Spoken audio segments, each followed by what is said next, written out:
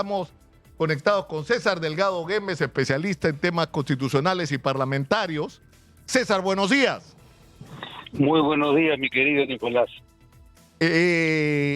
Aunque no sé en realidad si sean tan buenos con todos los comentarios que tú has hecho, la verdad es lamentable, ¿no?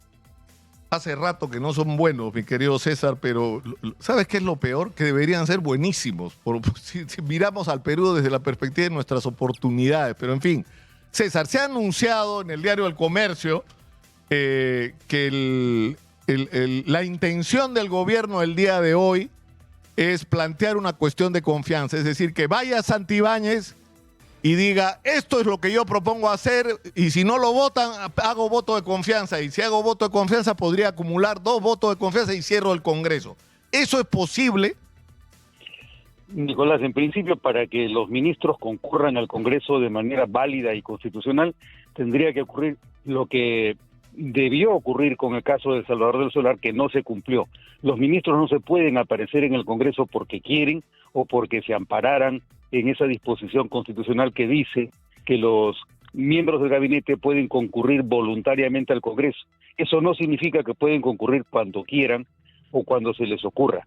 Ese tipo de interpretación de la Constitución no coincide con nuestro régimen político, porque si tú concurres al Congreso es porque el Congreso te va a escuchar y no porque tú te metes a la fuerza al Congreso. Entonces, el primer requisito para que el señor Santibáñez pueda concurrir es que cuente con la invitación o con la aquiescencia del Congreso para recibirlo. Pero eso ya se aprobó, César. Es decir, mañana se va a votar la censura. Santibáñez pidió que lo inviten y en la Junta de Portavoces se decidió que sí, y el Congreso lo invitó y va a haber un pleno para escuchar a Santibáñez hoy. Y en ese pleno se dice que él va a proponer la cuestión de confianza. Entonces es perfectamente posible que la pueda presentar si es que ya existe una invitación, porque los requisitos para presentar una moción de censura son o que haya sido interpelado, que haya sido invitado, que concurra voluntariamente o que habiendo sido invitado o interpelado sea renuente a concurrir.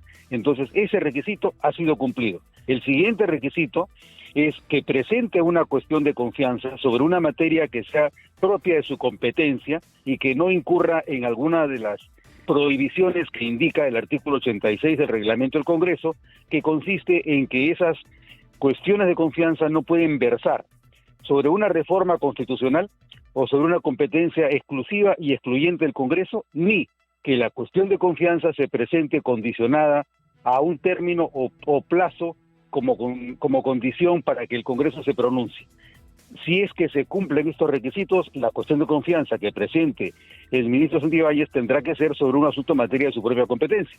Si la va a presentar sobre el plan que tiene para controlar la inseguridad ciudadana, eso sería perfectamente válido. Ahora, más allá de estos requisitos, ahí el problema que tenemos es que se ha presentado ya una moción de censura, a mi juicio probablemente improcedente, porque para que se presente una moción de censura previamente, antes de la presentación de la moción, tendría que haberse producido cualquiera de esos requisitos, es decir, la interpelación, la invitación, la concurrencia voluntaria o la renuencia. Entonces, ahí no se había cumplido. No, pero el argumento de todas las mociones de censura es que la interpelación ya ocurrió. Es decir, pero hace 6 meses. Hubo una interpelación, el ministro fue escuchado, no procedió en ese momento la cuestión de censura, pero la conclusión hoy es que sí procede. Tú dices que no. No, es que tú no puedes avalar una moción de censura a partir de un hecho que haya ocurrido hace 6 meses. O sea, tú interpelas al ministro y como consecuencia de la interpelación sobre un hecho que motiva una posible censura o una moción de aplauso, lo que fuese, pero tiene que haber inmediatez, proximidad, no cuando se trata de una interpelación que ha ocurrido hace 6 meses. Si ocurrió hace 6 meses, ¿por qué no se lo censuró de inmediato? Entonces ahí, ese tema de la invocación de la interpelación que ha ocurrido entre hace 5, 4 o 6 meses, eso para mí no es válido. No es válido. Tiene que haber una continuidad entre ambos casos. La invitación, la concurrencia, la interpelación, tiene que haber proximidad. Eso no se cumple.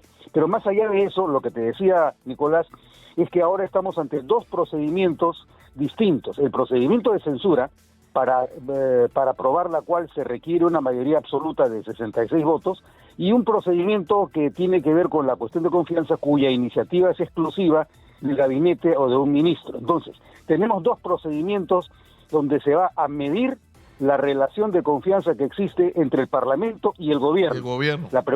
Entonces, pero la cuestión es de confianza, sin embargo, puede aprobarse con una mayoría simple. Entonces es más fácil que tú apruebes una cuestión de confianza por mayoría simple a que tú apruebes una moción de censura con la mayoría absoluta. Son dos posiciones que se van a encontrar y probablemente como consecuencia de la moción de confianza, si es que es la primera que se consulta antes de la moción de censura, eso invalidaría el trámite de la moción de censura, porque ya el Congreso le otorgó confianza.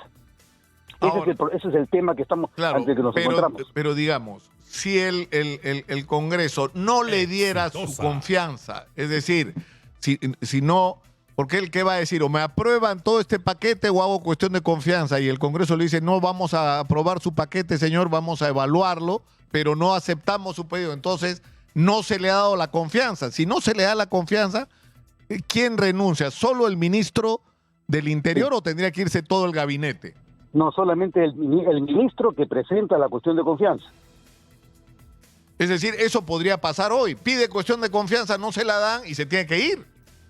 Mira, ahí hay varias alternativas como tú las has sugerido. Una, que primero expuesto el tema y planteada la cuestión de confianza, no bien se vaya el ministro, se debate el tema y se vota ese mismo día. Eso puede ocurrir. También puede ocurrir que sea en la siguiente sesión.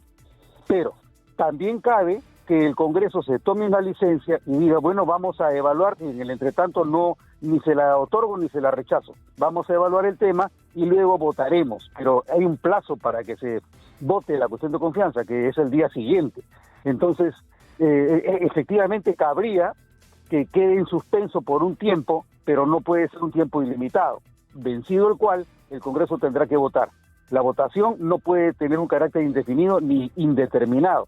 Tiene que ser clara, o le doy o no le doy la confianza, punto, ahí queda. Y una vez que se decide ese tema, ya carecería de sentido votar o debatir la cuestión de la moción de censura, porque es sobre el mismo ministro, claro, y sobre las mismas causales. Claro, porque hay la conclusión de la cuestión de confianza es, si se la dan, ya no tiene sentido la censura, ¿no es cierto? Porque ya le dieron la confianza.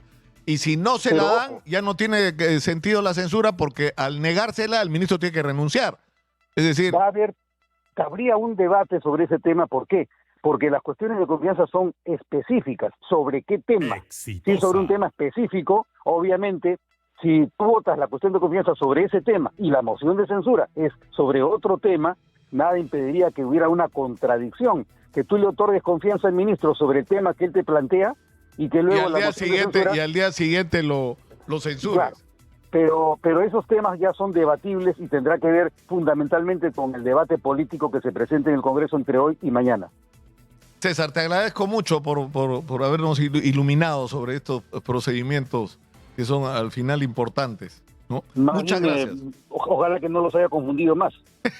No, te aseguro que no, por lo menos a mí no. Un abrazo, okay. César, un abrazo. Hasta luego. César Delgado ha estado con nosotros.